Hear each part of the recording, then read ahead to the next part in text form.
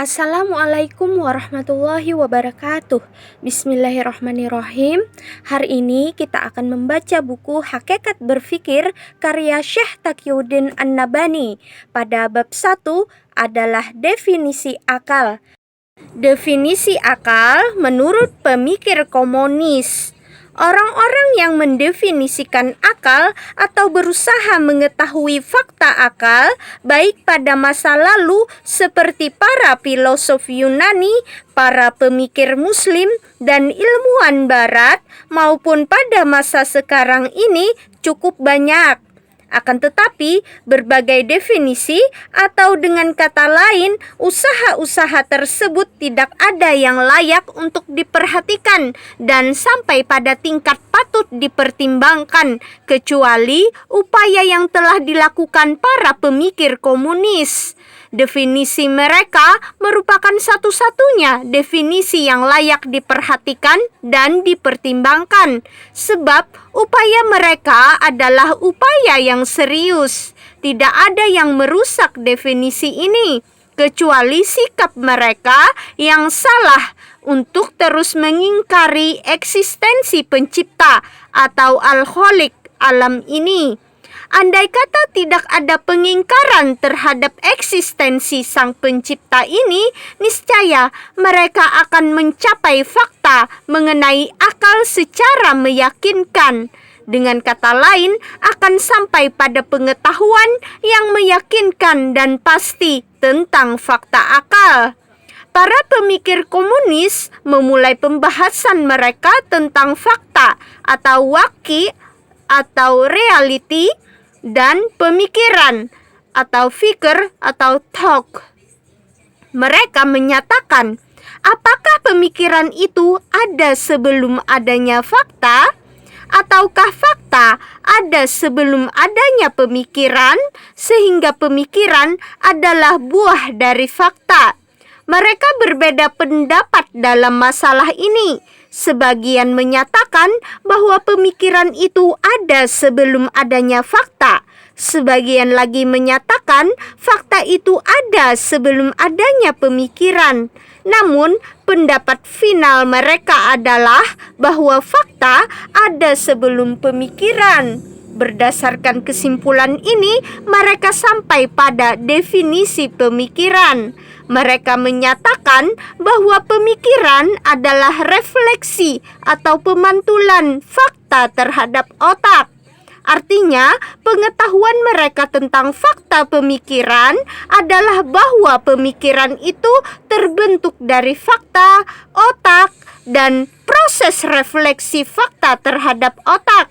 Menurut mereka, pemikiran adalah hasil dari refleksi fakta terhadap otak. Inilah pendapat mereka.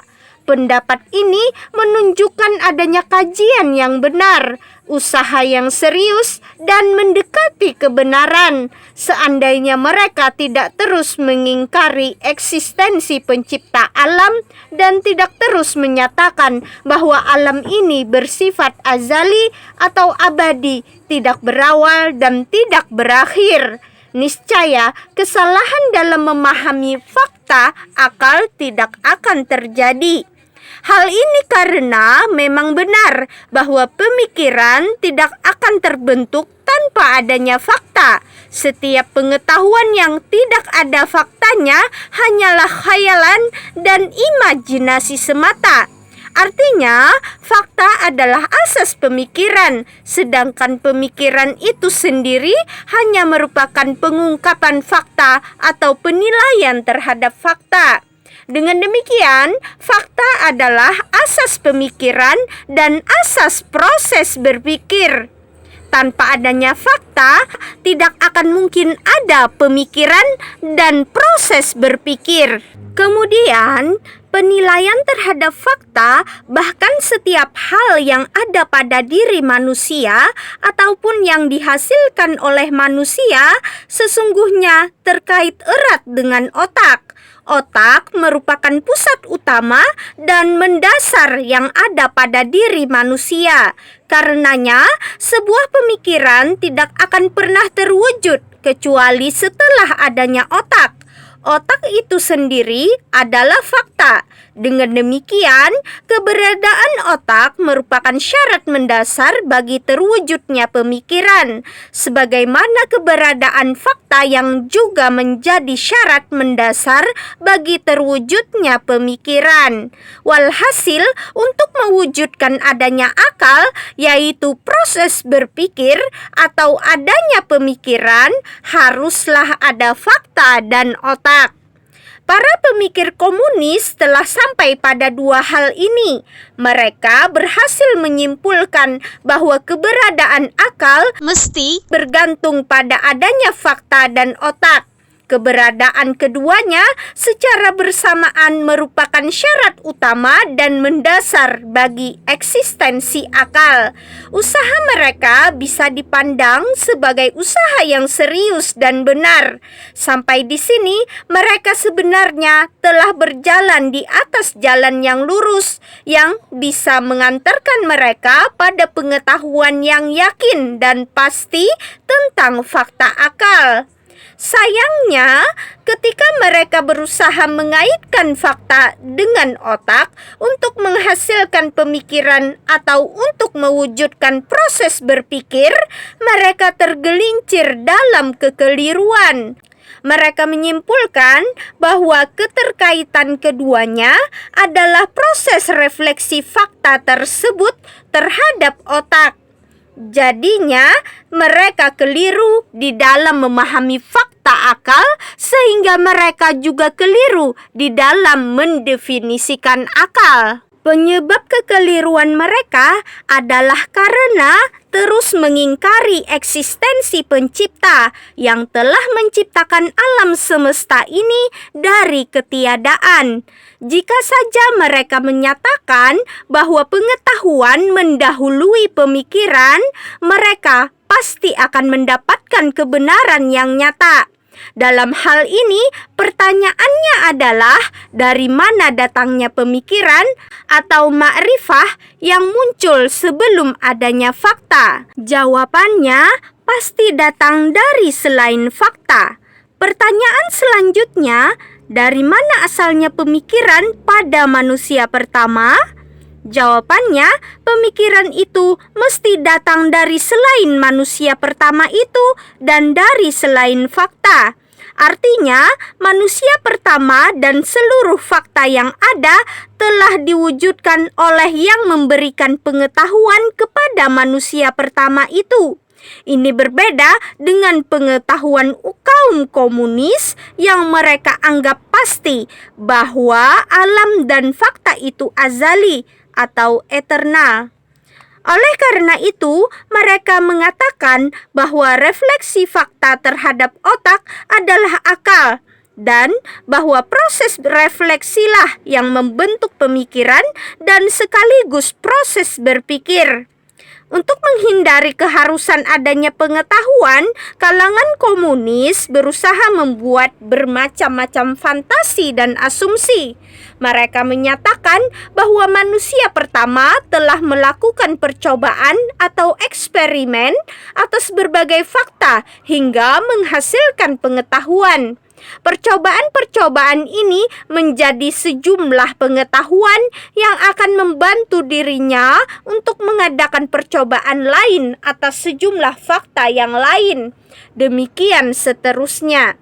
Mereka tetap berpendapat bahwa fakta dan juga refleksi otak terhadap fakta adalah akal atau pemikiran yang akan mewujudkan adanya proses berpikir.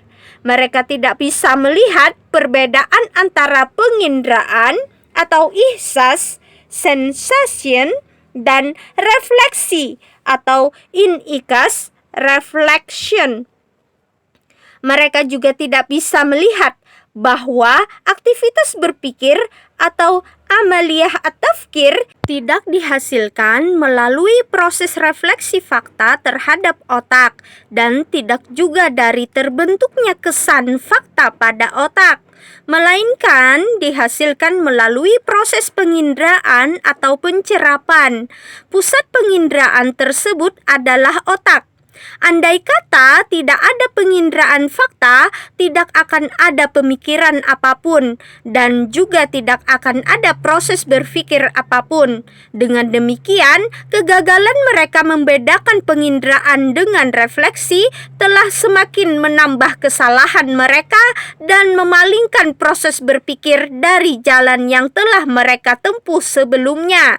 Akhirnya, terbentuklah definisi mereka tentang fakta akal dan jatuhlah mereka dalam kekeliruan pendefinisiannya. Namun demikian, yang menjadi asas kesalahan mereka bukan tidak adanya pembedaan antara penginderaan dan refleksi. Jika hanya karena faktor tersebut, mereka pasti akan menemukan kesimpulan bahwa masalahnya adalah penginderaan, bukan refleksi. Faktor mendasar dan asasi kesalahan dan penyimpangan mereka adalah pengingkaran mereka terhadap eksistensi pencipta yang telah menciptakan alam semesta ini.